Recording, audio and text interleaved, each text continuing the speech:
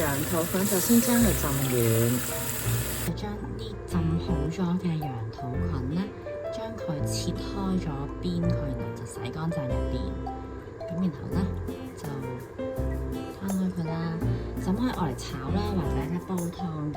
咁而家咧我就會將佢咧攞隻好大嘅鑊，咁咧就先放咗啲羊肚粉入去先啦。OK， 跟住之後咧就有呢個蒸架放上去。OK， 然後咧我就要等佢水滾先。到滾咗嗰陣咧，隻雞放上去蒸。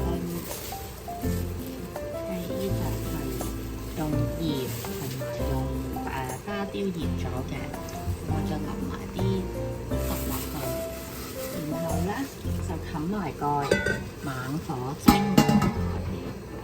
睇隻雞有幾大啦，一般嚟講